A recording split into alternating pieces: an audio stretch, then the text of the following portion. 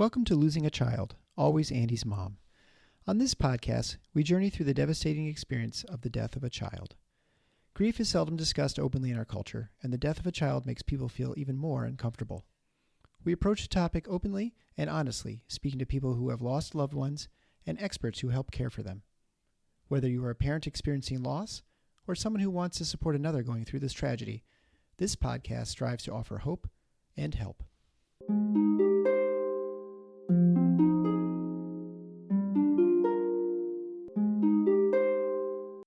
Welcome to episode 109 of Losing a Child, Always Andy's Mom. I'm Marcy Larson, Andy's mom. Today, I have the privilege of speaking with Aviva's dad, Hans. I have had a couple of episodes recently with Gwen where we really talk about meaning making after tragedy and the way that you can have some good come out of the awfulness that happens with a child's death. And Hans is really an excellent example of doing just that. I am not going to go into any details and give it all away because I want you to be surprised and be able to hear it from his own words. But know that on the website, we will be able to click to some links that you might be interested in by the end. So I just want you to hear all about darling little baby Aviva and Hans and his healing journey and what he's doing to honor her life today. So please enjoy Hans, Aviva's dad.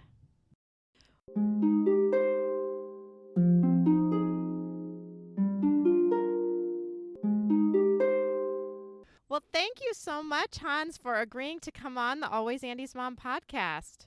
Thank you. Thank you, Marcy. It's really great to be here. And I just wanted to say thank you so much for what you're doing for all of us bereaved parents and grieving parents. You know, what the platform that you have is truly something special and helps all of us. I've been very touched and very helped by it.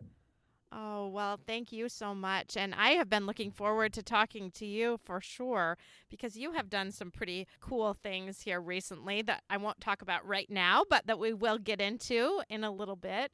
So why don't you start out just by talking about your daughter, Aviva? Sure. Well, Aviva, first of all, I love speaking about her. She is my sweet, brave little bundle of joy, my angelic third child who had a radiant smile and really this contagiously cute laughter. She had the best laugh. She has a zest for life and she was very easygoing, loved everybody and everybody loved her. She had a huge appetite. She ate everything in sight, even though she was only 10 months old when she passed. And there's a really funny story. We took a road trip up to Oregon and she got her hands in a bag of cherries. And on that road trip, she just kept eating and eating these cherries. And all of a sudden, when we got to our destination, her face looked like it was covered in blood red, and she looked like a little baby Dracula. I mean, she was just a ball of joy. She looked up to her big brother and big sister, who were only 18 months and 3 years older than her, respectively. Wow. Wow. You were busy. Close together, all 18 months apart, the three of them. And she loved them immensely. They were smothering her. I've got a picture, but they were smothering her from the very start of it, from the hospital. First time they laid eyes on her, they're just all over her and likewise. And she just really had this special bond and connection with both of them. One of the happiest memories was just a couple days before she passed. She was in our living room and she had been eating these eggs. And my 3-year-old son at the time, he was playing his harmonica, and our family is just a big musical family, and she already had that rhythm. She was, swaying to the beat and just enjoying her older brother's harmonica and, just swiveling her little body. And then all of a sudden she looked at the camera. I got it on film, and she looked at the camera and she had this big grin of food in her mouth, and it was just amazing. So, yeah. Oh, what a sweet memory for you to be able to have. That Yeah. is so cool. Yeah, and we're definitely lucky because she was born in January of 2020, and because of the pandemic in March that year, I got to spend a really long time with her. I mean, her whole life, pretty much. So I got to spend 100% of her life. She was, working with me. playing with little toys underneath my desk the entire time while I was on these important conference calls. But I really miss those days. I really miss them tremendously. But I felt that we had a very special bond, almost even more than her siblings. She just got so much one-on-one attention between my wife and I. We were just the hands-on, full care providers her entire life. So you were both home during the pandemic? Yeah, we were both working from home. We're fortunate at that. And yeah, she would just pass right back between the two of us, and she was taking 3-4 naps a day. She would go down to sleep like a little baby that she was. Very easy to put her to sleep. So she was just a very peaceful, very humble, very joyous child with this big grin. I just remember her cute little laugh, and that's probably what I miss the most. Yeah, I'm sure it is. Do you want to go on now and talk about what happened with Aviva? Sure. Short answer, we really don't know. Yeah. To this day, and now it's been 10 months. So a lifetime, if you compare it to Aviva's life, it's been exactly 10 months almost. Doctors really can never figure it out. We never had a diagnosis. We're not really sure we'll ever get to know. It's been one of the most frustrating things, just not knowing what happened. So her illness and if you can call it that, her condition really started her 9th day of life. She had perfect APGAR scores and everything else when she was born, but on her 9th day of life, she woke up from a nap and she was drowsy. She wasn't really eating too much. We checked her temperature and it was down to 95.5 degrees, and we thought the thermometer was very, very low. And we didn't know she was breathing as normal, and so we rushed her immediately to the ER. And so she had signs of bradycardia, which was a really slow heart rate. She had hypothermia, of course, low body temperature. Many of her illnesses, she had diaphoresis, so she was sweating a little bit more than normal. But in this particular one, her first one, she had apnea as well, and so difficulty breathing overall. The trends tended to happen. She was in the hospital for 6 different times in her life, but a lot of these were the exact same things that happened, and they tended to happen around times when she went kind of without eating for a period of time, kind of after a nap. She would wake up with this lethargy, and so there's a lot of unknowns, a lot of questions. But eventually, her later episode, she had hyperkalemia, and her final 2 episodes, the last one being at 10 months and 13 days of her life. Hyperkalemia is high potassium levels in her blood. For reference, that's kind of what's injected for the death penalty, essentially. And usually anything above a 5 or 6 is a pretty serious condition, but her levels on her final episode got up to 12, 13. Oh my word. On that scale of 14.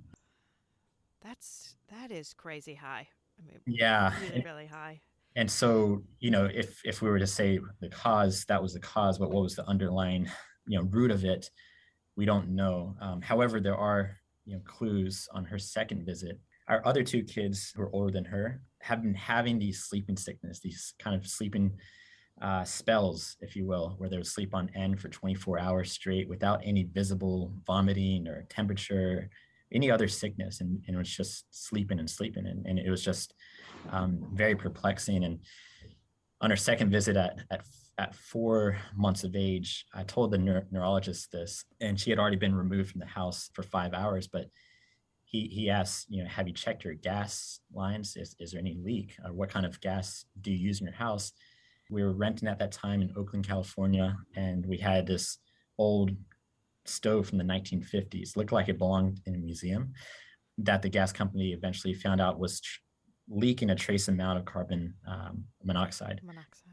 And even though we had a carbon monoxide detector, it was never going off. But when they basically condemned that stove, they checked her carboxyhemoglobin levels for carbon monoxide, and it was at 2.2, so a little elevated, but not too much out of the realm. And really, that was the only thing that they could kind of go on that visit, was that she might have had a little bit of carbon monoxide poisoning. But Other than that, all of her other tests were perfect. Her third and fourth hospitalizations, they tested her heart issues, they tested metabolic disorders, brain function was all good. Her growth trajectory was good. Her genetics via whole genome sequencing checked out fine. There was really nothing remarkable. And so all the results were unremarkable, except for one thing. And that thing was really she had a symmetrical abnormality to her globus pallidus region of her brain. And this is within the basal ganglia, as I understand it. Mm-hmm. The neurologist thought this could be affected by carbon monoxide, but usually it's affected by more of a mitochondrial issue or a metabolic issue. And she wasn't really showing any other outward signs of that. And so he was kind of scratching his head and perplexed about it. But for us, we wanted to take every single precaution that we could. We checked the house, through and through, got a lot of tests. There's no carbon monoxide at all. And eventually, after our fourth hospitalization, we decided to move during the pandemic down to San Diego, where we have family in California. And so for 4 months after that move, she had no symptoms, no other illness, no hospitalizations, really no signs of that. And we thought, it was a thing of the past. We thought, yeah, that was it. This was it. And that wasn't the case. So about 4 months after, or even 5 months after her fourth illness, she basically had the exact same symptoms. We rushed her to the hospital, but every single time she was in the hospital, within 24 hours, she was back to full health. After having this bradycardia, they would monitor her. They wouldn't give her anything. They would just kind of monitor and stabilize her. And no medications were ever given. Of course, she had hundreds of tests, every single test in the world. But, after 24 hours, and 2 more days in the hospital, which she was free to go. And the repeating pattern was a lot of doctors would confer around her, look at her and say, we have really no idea. We just really don't know. A lot of head scratching, which is really infuriating and frustrating on my side. I come from a statistics and data science background, and she had all of these charts, all of these records. Now she has 5,000 pages of records, and I was just perplexed how they couldn't use any of her data, her ECGs, her she had a Holter monitor, any of our other symptoms to really understand and get to the root cause about it. I know now that with healthcare, there's certainly a lot of inefficiencies and interoperability issues, but it's one thing that I'm certainly very passionate about and hope there will be some improvement going forward. But yeah. So the fifth episode, we thought, this is kind of a recurring condition. However, we'll certainly try to figure this out. And we thought maybe it'll be another couple months. And, the doctors told us if anything happens, we'll do more genetic testing. And 10 days later, she had her sixth and final episode. This time it was preceded within the 12 hours before by one large vomit right when she was going to bed. And then the next day she woke up happy, joyous, smiling little bubbly self as she can be. Mm-hmm.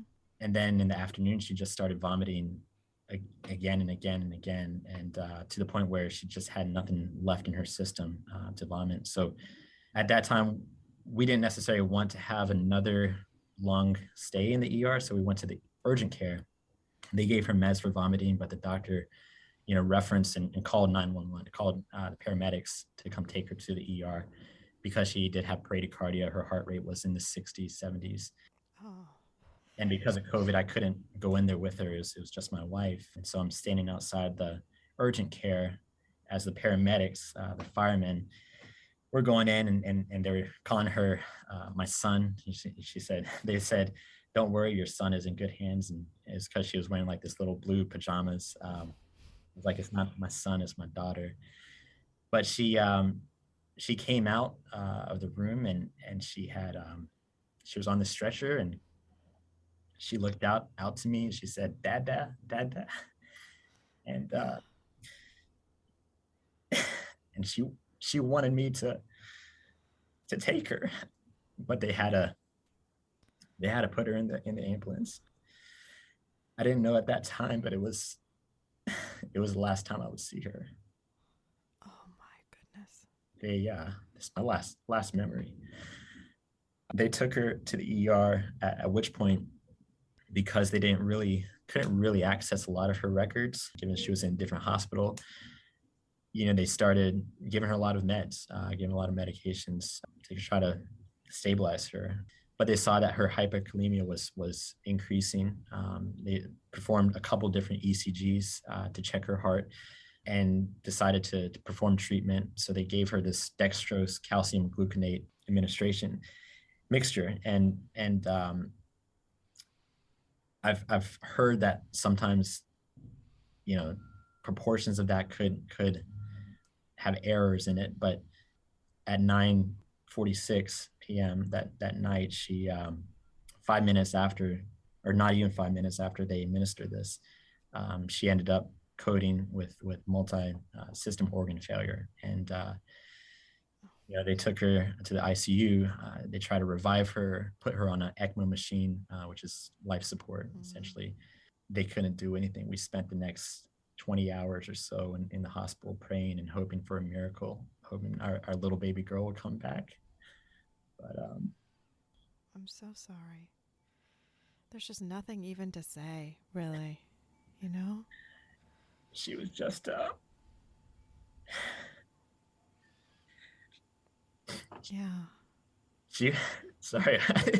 No, it's okay. I mean, it's okay. When it's so sudden, it's hard either way. I always say that. It's hard either way. It's hard when I'm sure it's hard to see these long protracted illnesses, but it's also really hard to have your little girl go from saying dada dada to just being gone so quickly, Yeah, and as a matter of fact, in the ER, she was recovering. She was healthy. She was eating the graham crackers. She in was the ER. yeah, in the ER. She was perking up. She was alert. I was staying outside of the ER. She was drinking water from a straw. She was breastfeeding. Mom had her in the ER, and I couldn't go in, and that tore my heart. But I had to go home to take care of the other kids. So around 8:45, I went home and got the call later around 9:45 or so that her heart rate went down to 20, and I rushed back, 30-minute drive, and got there, found my wife hysterically crying in the ER. They had a social worker. They took us outside, and we were sitting there praying. And I remember the ER doctor came out. He was wearing a bow tie, and I was praying for some good news. I'm always an optimist at heart. Had a lot of things to be blessed with and fortunate for, but so I just expected him to say, we revived your child, Avivas, back to normal, but he didn't. He said, "I'm sorry, your daughter's heart has stopped, and we're trying to do the best we can." Yeah. So those were the hardest words to hear. Yep. The hardest night, we were in one of those waiting rooms and couldn't sleep, and just praying and hoping. But it's difficult. It's the most difficult time of my life, I think, will ever be was really when we had to say goodbye, and we gave her a little bath, a little scrub down, and we held her, put her in some clothes, and held her in my arms, and I said, Daddy's going to make you proud. Daddy's going to figure out what happened to you, and help others, that make sure that this doesn't happen again. But that's really the credo that I live by now. It's really I want to make my daughter proud, and I want her to still be part of my life and inspire me, and bring hope and help to others. I think that's what Aviva would have wanted, and that's the promise I made to her. So Yeah. And it's funny because, I mean, you just want to do something. You want to do something. And it's the promise that you made to her. I think you thought maybe it would be something different than what it has ended up being, because still you are trying to figure out what's happening to her. Right. And that part isn't what you expected, I'm sure. Yeah. And so frustrating. Yeah, and the frustration was compounded when we came home from the hospital 2 hours later, and we got a knock on the door. Is from police officers and detectives that said they had to search our house and question us about the unknown cause of our daughter's death. And obviously we were just wallowing in pain and grief at this point. We said, yeah, sure. Like there's eight detectives. We gave them, rehashed her whole story from her birth. And they took all her clothings and articles and separated us. And the child protection services came the next day to check out our other kids, to make sure that there wasn't any foul play involved. And that was tremendously hurtful. It is a policy here in the state of California when there's an unknown cause of death. So of course we complied. I mean, there's nothing that we were hiding. And so we just, followed procedures and, worked with a detective who was very nice. But a couple months later, we had to go into their homicide division and go down to the police headquarters to take a polygraph test, lie detector, to see if they could Oh my goodness. get any kind of information out of us. And it was just completely humiliating to be in this place where it's just trauma upon trauma. It's not injury upon insult. It's really more trauma around it. And just a couple months ago, we got a letter from Child Welfare Services that simply said the investigation has concluded after the autopsy report revealed nothing, and you are no longer under investigation. And no apologies. Just a letter. Yeah, that's it. Just a simple statement, and it's just another part of the tragedy. It's obviously it is what it is. So yeah, that's. There's just no good way to do that, to handle that. I can tell you. I mean, I've been on that other side too. Yeah, and I know they're doing it for good purposes, and the intentions are definitely good. Just what we would have appreciated a little bit more sympathy at that time, and empathy, because there's just none shown and none granted. But I know the procedures as well. So yeah. I don't know. It just brings me back to different experiences that I've had with, families that I've taken care of. I remember one in particular, and, in the middle of the night, I get called to the room, and Dad does tell me that he actually did something and admitted to me that he had done something. And that, well, I just remember for me, I'm not a suspicious person by nature, right? I just feel like everyone's going to be an amazing parent, and sometimes people aren't, and so that's an awful thing too. Yeah. So that's why I think some people end up getting more suspicious, right? Because they see that kind of experience. So devastating, though. So devastating. Yeah, and the grieving journey has certainly been long and arduous. Was fortunate enough to take 6 months off. But I would say, this journey just never ends, and it's a continuing process, and it evolves, certainly all the stages, and back and forth and back and forth. But in terms of things I've learned, there's really no right way to grieve. It's an individual process for every person. However, I have learned, from reading, I've been voraciously reading all these books on grief, on child loss, on afterlife, on resilience, on finding meaning.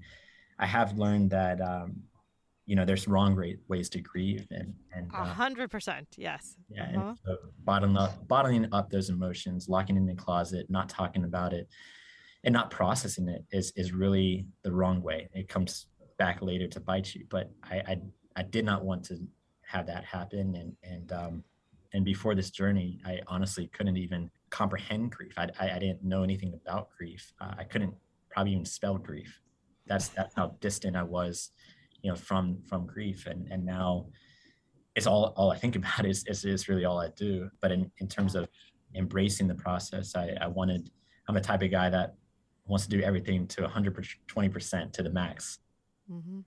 And so, I try to, find as much help as I could. I'm usually a person that doesn't really like to ask for help, that, I can do everything myself, but this wasn't that time at all. And so reading those books, listen to your podcast, listen to other podcasts have been helpful to know that we're not the only people out there that feel the way that we do. Mm-hmm. Watching movies, but also, seeing a psychologist and therapist for the very first time in my life was an eye-opening experience for me. I never really knew what they do, and I thought that I was going to be given advice and get to learn about this process, but it's really not the case. The therapists are really there to listen and to listen and give feedback. It's a really poignant point to come across, because I realize those are the conversations I have with friends and family when they just listen. It's actually the things that help me the most. And we live in a society where, we're paying these therapists hundreds of dollars just to be professional listeners, when our family and friends could do the same thing. They could pick up a phone and could come over and do it, but it's awkward, it's uncomfortable. Not everybody knows what to say or do. I didn't know what to say or do before this, and so it's certainly a learning process from that standpoint. Well, I certainly feel like people think that they need to say the perfect thing and say the right thing, and they're nervous about saying the wrong thing. I've got to say the right thing. And really, they don't have to say anything. Just being there and being present is so much more important. I would much rather surround myself with people who just show up and are there and don't say anything at all than somebody that I see has made this big, thoughtful process on, I'm going to say the perfect thing. And then they have some phrase for you that they think is going to somehow fix things, which it's not, right? Because there is no words that are going to be able to fix you. There's just not a quick fix. And it's hard for people who haven't gone through this to know that that's okay. And really what we want and what we need is for you to just show up and not put pressure on yourself to be the perfect. Yeah, and I can tell you that one of the most meaningful things that anyone has done for me is when we saw my brother-in-law on the East Coast, and we were out there. We were there for lunch with him, and he didn't really say anything about Aviva the entire time, but at the end when we were leaving, he just gave me a big hug, 5-minute hug, and just held me and cried with me. And that's meaningful. I mean, that I still remember to this day. I won't forget that about him. But I think the biggest misconception about child loss and how to react, how to respond is really, we are bereaving parents. We want to talk about our children. Yeah. You want to come on your show and talk about our child, and we're so thankful. You still have 3 kids, and you still want to talk about all 3 of your kids. I know. We want them, to be remembered. And I would say the journey to becoming a parent, when you enter the realm of parenthood, you really want your child to have the best future possible. And I think that transition, that major change in values and perception, how you look at life, is equivalent in a similar way to a parent that loses a child who only wants that child to really be remembered and really be thought of, and talk about him, and know that we're not the only people that think about our son, our daughter. We want others to mention that, and if they don't ask, it feels much more isolated. It feels much more lonely than it needs to be. And so that's why that hug meant so much to you, because you just know he felt it, right? You know he felt it. And whenever I get someone to say, I'm really missing Andy today, it's so incredibly helpful to me, because so often I feel like I'm the only one, right? Mm-hmm. Or my little family is the only one that even remembers that he was here. Exactly. That other people don't miss him at all. So exactly, and it's especially as time goes by, the first couple of months, there's an outpouring of love and people really want to rally behind you. But at this point in time, 10 months down the road, there's a handful of people, I can count them, that really do check in and check up. And so showing up is really, the only thing that I would say. You don't have to do much, just a text, just a mention or talk.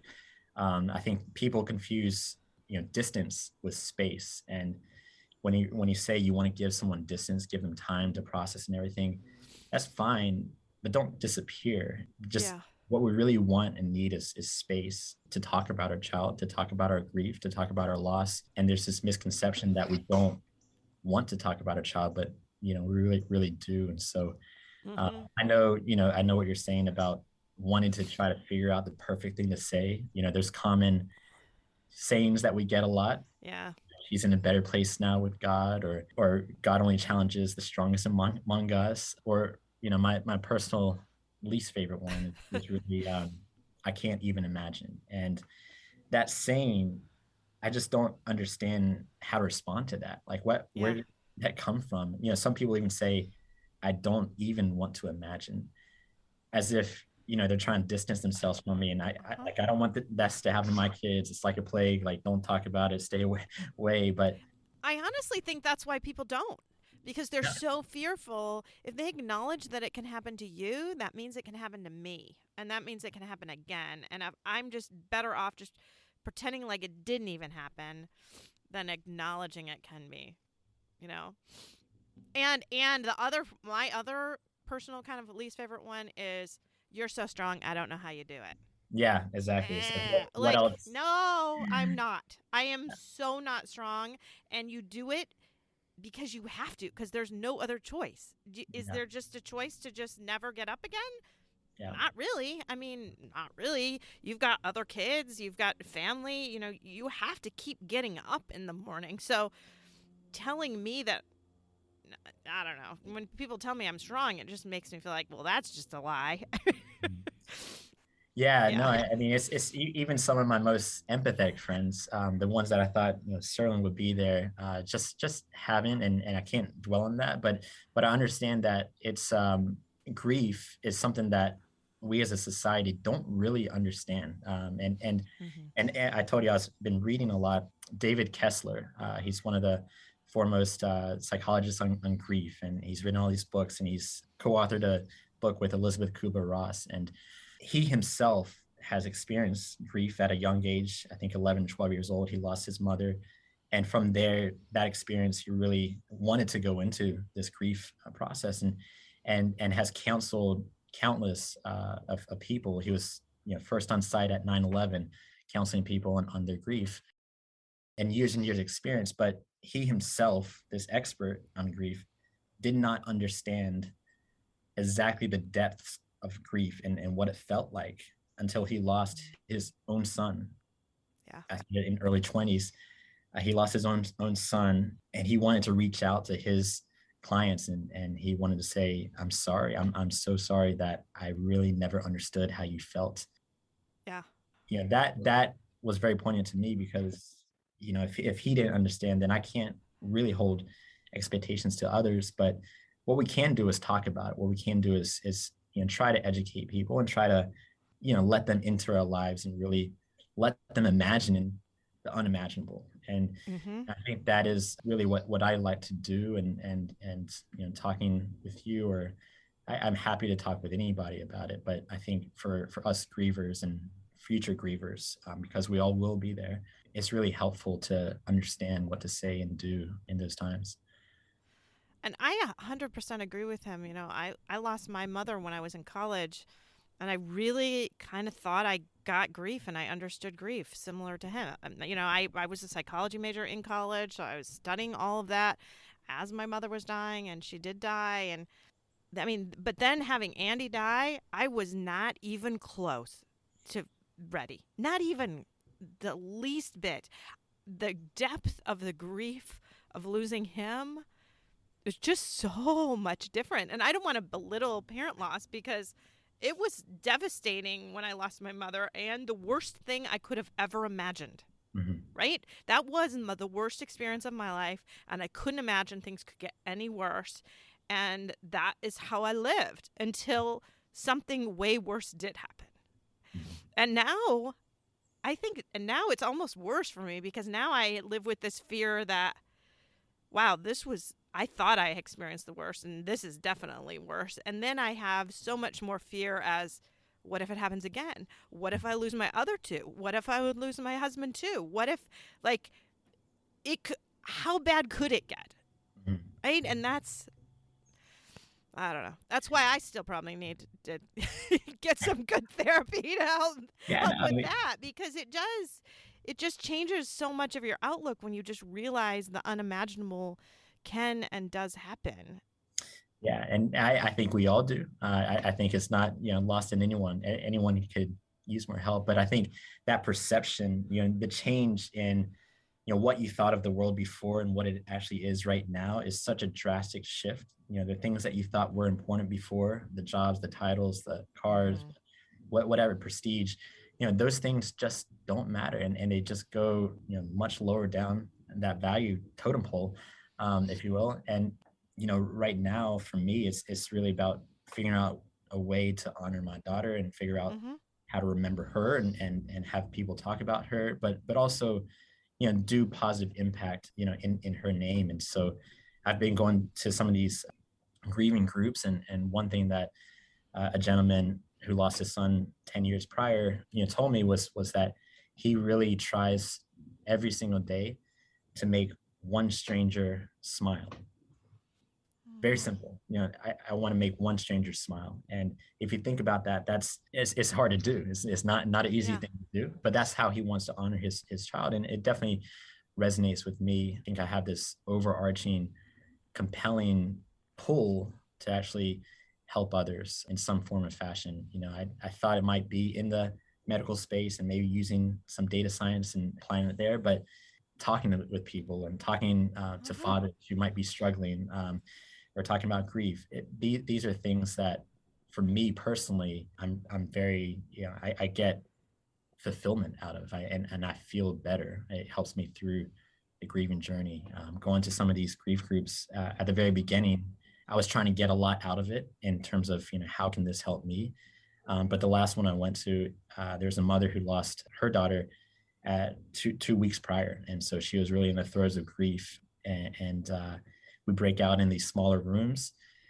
Everyone talks about their experience, and I had the opportunity to really talk about mine. And I didn't realize at the time, but I just started going on and on, and just giving her some perspective on the journey, and finding meaning. And by the end of it, she was thankful for that, and I left more fulfilled from that group in a way that I hadn't. Mm-hmm. A lot of times it can be heavy, can be hard, but this one I almost felt, just happy and lighthearted. The fact, not that I could have prevented what happened, but hopefully help her in some small way on her journey, On and the journey. Mm-hmm. that's important. Mm-hmm. So I want you to move now into talking about the book and what you've done with that, because that's what I was so excited to talk to you about today, because you did really transition from I'm going to figure out how to fix this and how this medically is never going to happen to anyone else, which has morphed into this just beautiful bringing a little joy to people in a way that honors Aviva. And it's just so beautiful and amazing to me. So I just talk about how that started and where that is now. Yeah, thanks, Marcy. I really appreciate that. There's almost this overwhelming urge of almost creative juices that really start flowing while I'm processing all these emotions of angst, and fear, and sadness, in the depths of my grief. It really revolved around a way of really trying to figure out how could I spread the message, spread my daughter's story, her personality, her character, everything that she is and embodies to the world, to the people that didn't know her, to my brother who never got to meet her, to her own brother and sister that might forget who she was, given how young they were. But even more so to that, how do I spread that message to the toddlers and kindergartners that would have loved to have met her, and would have been her friend. I think that was one of the saddest things for me, especially that during COVID, she never really got to meet that many people. It was a very limited amount. And so she had a profound impact on my life, a very positive impact on my life. And the very first week after she died, I just kept asking myself, how could I spread her message to other people? And that's really when I came up with the idea of this children's book. I've always wanted to be a children's book author. I really love reading books to my kids and making up stories every single night. They asked without end, another story, tell us a story. So I let them pick a couple other things, and usually I'm talking about unicorns driving like race cars and in the jungle, and just make up all these like weird fascinating environments. And it's definitely one of the best parts of the night. Very cumbersome, but I wanted to do that in a way that I could actually incorporate Aviva. And so I love orangutans. And actually one of our last adventures as a family of three kids was really going to the zoo, and had all three kids. We had a long day, big stroll and everything. And it was 2:00, so it was nap time. Older two kids, they were just lying on the ground. They wanted to go home. Aviva had already slept in my little Right. couch. She had her nap. Her nap was on the go. She was good. And so the orangutans were the last animal on the exhibit. And we sat there watching these animals, and we were just mesmerized by, or she was just mesmerized and captivated by, for like 15, 20 minutes by these orangutans. And so that's how we came to Baby Aviva, Orangutan Diva. Again, it's born out of that desire to share Aviva with the world and create her positive impact. So Diva, because she loved music and she was dancing and she's colorful and happy. And that's really what, I want to spread that positive message that she had. She always had this big smile on her face, and she always cared about other people. She always made other people happy. And so it's this book about this outgoing, loud, vibrant, singing and dancing baby orangutan who saves her village, which is out of food, out of bananas, from starvation by volunteering to face others' fears. So there's these bananas in this other part of the forest jungle, that she had to cross this river full of alligators and crocodiles, and then also face off against this tiger, which you see right here. And there's little Aviva over the other shoulder. So Baby Aviva. Here she is. And, she swings into the tree. She looks down. She sees this tiger that goes roar, like roar. And she doesn't know what to do. She's stuck in fear.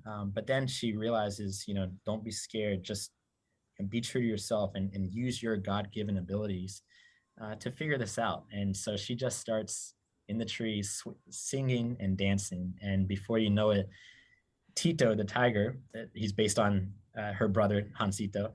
Tito, the tiger, starts swaying and dancing. And before you know it, they're dancing together under the tropical heat. They stop to have a break. Tito offers up a piece of meat, but Aviva asks, well, actually, can I have some bananas? Because we're out of bananas. And he said, sure, all you had to do was ask. And so in that part, don't judge that book by a cover. Don't judge, this tiger. It could become your new friend.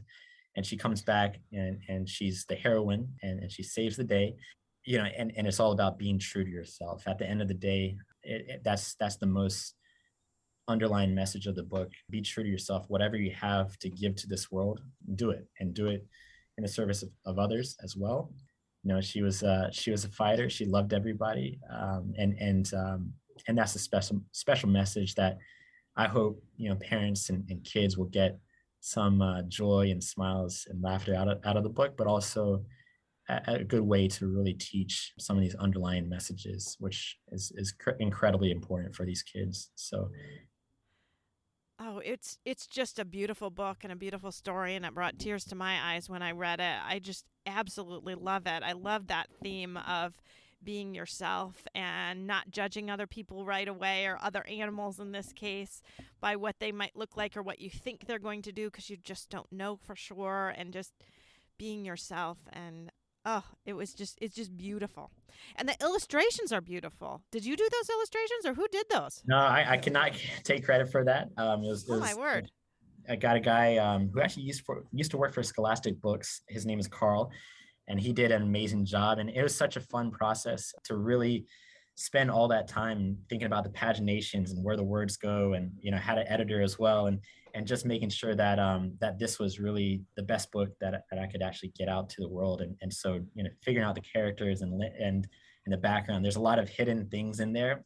There's actually some redwood trees, because symbolize some of redwood adventures. We got to go there a couple times with Aviva. There's a big heart in the middle of the book, and then there's some butterflies and birds, as well as a surfing pose from Aviva. I'm a big surfer, and always imagined surfing with Aviva. So she's certainly doing that in this book.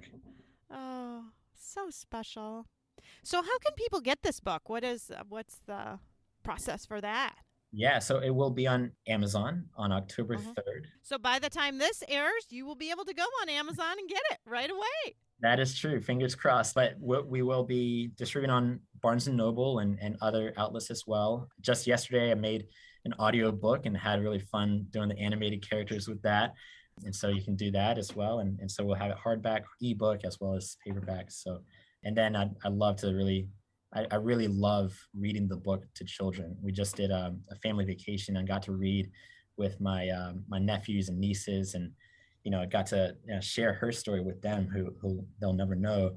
But just seeing them read it, it brings me so much joy, so much fulfillment, knowing that they could be touched by Aviva's life. So we started a hashtag around the book. It's called hashtag Baby Aviva, AVIVA. I'd really love to see smiles. That's really the end goal, really to spread Aviva's message to the world. And just giving a little bit of peace and happiness to other people. Mm-hmm. Just so beautiful. Mm-hmm. Oh, I just love it. It's just so exciting to see something so beautiful and amazing. Mm-hmm. Yeah. I did want to say one other thing about helping and about trying to find some positivity around such tragedy. One of the things that I've done is really connected with nature a lot, channeled a lot of my grief in nature. So I've been meditating and surfing, but through these adventures, I've seen a lot of this. I've had these encounters with dolphins and birds, and even sharks and whales, sea turtles, and they just, for whatever reason, I feel so much more empathy and so much more connection with life in and of itself, knowing that these animals, they have this amazing gift of life that is so precious. It really is very precious. And I know that sounds cliche, but you just don't know until you know. But there was one particular event that happened. We were on the beach and having a barbecue, and all of a sudden this bird, it looked like a giant duck, big wings, was trying to get into the water, waddling it along the beach and trying to get over the waves that were crashing into the water, and really couldn't. And I took a closer look, and it had a broken wing. I just tracked the bird as it kind of flowed down with the current in the ocean, trying again and again and again, and ended up calling Humane Society, so Animal Society, to really come and help this bird. They told me it'd be a couple hours, but decided to track the bird and fend off all the dogs that were trying to chase it, and make sure that this broken wing got fixed. Eventually, night fell, and it was completely pitch black dark by the time they got there. But I'm sitting there at a distance behind this bird, which I know now is called a cormorant. It's a master fishing bird.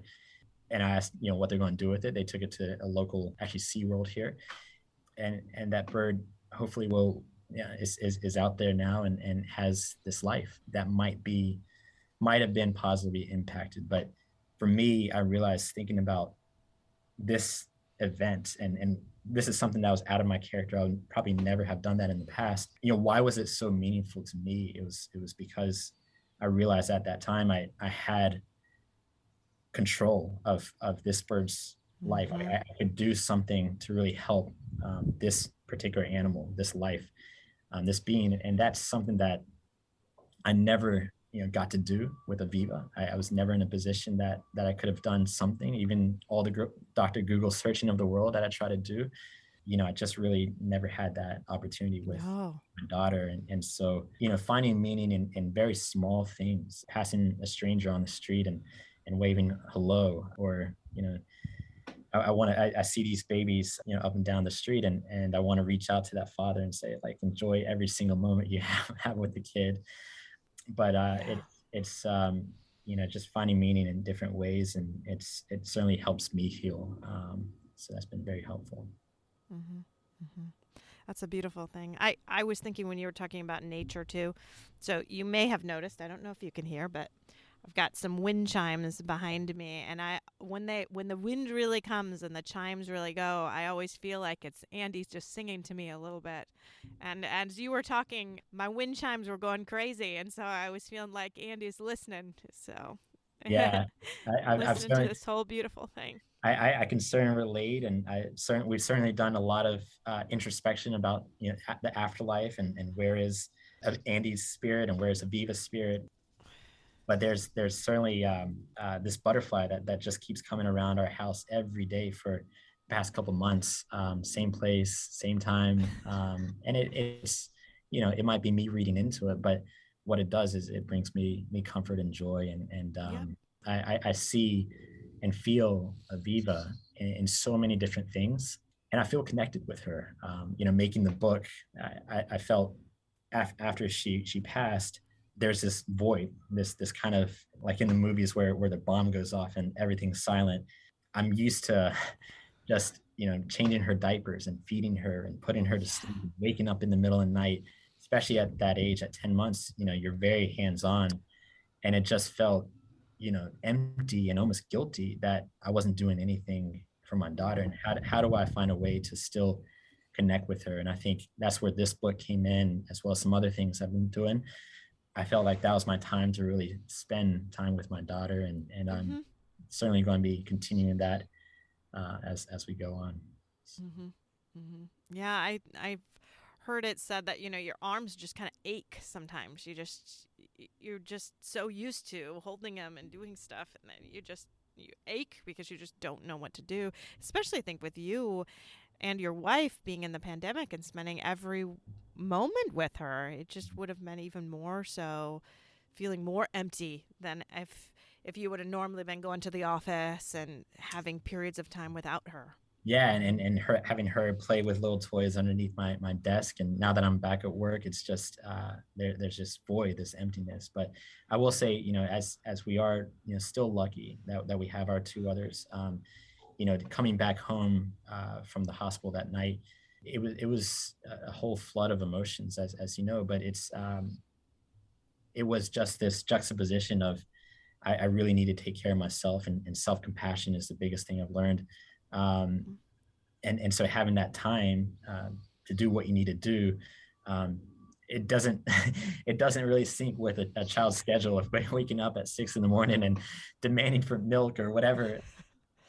And so yeah, taking care of our other kids has been such a joy. You feel almost an even more profound appreciation for them now that you know how precious life is. You really know how, that cliche of live every day like it's your last. You have to do that. You have to live Mhm. in the moment, be present. Focusing on being present is something I do much more now than ever before. I'm not thinking about the past. I'm not thinking about the future. I'm just thinking about what I'm doing right now, sitting here talking to you. Mhm. So I'm glad you used that phrase live in the moment because you will not know this, but the episode right before you, so now 1 week ago, that was this young man's like mantra in life was to live in the moment, and their foundation, their goal is to help people live in the moment each and every day. So that's a beautiful way you to kind of transition to this too. So you are teaching people the same way to live in the moment. yeah, well Stay true to yourself. that's quite a surprise, and can't wait to hear that. I love it, and it really is true. I think you just feel much more connected with everything by living in the moment. So yeah. All right. Well, thank you so much for being on the show. Thank you, Marcy. I just want to say thank you for everything you're doing, for all of us parents, for giving us this space. And I know through that, you're honoring Andy, and I know that Andy would be proud of you. So thank you so much for everything.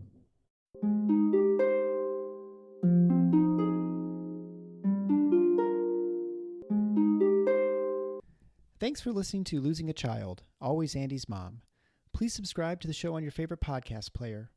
We are always looking for new show ideas. If you'd like to be a guest, know someone who'd be a great guest, or have a show idea, please email us at marcy@andysmom.com. Be sure to visit the webpage, andysmom.com, for more content, including Marcy's blog. There you can also sign up to receive updates via email. Together, let's work to inspire hope one day at a time.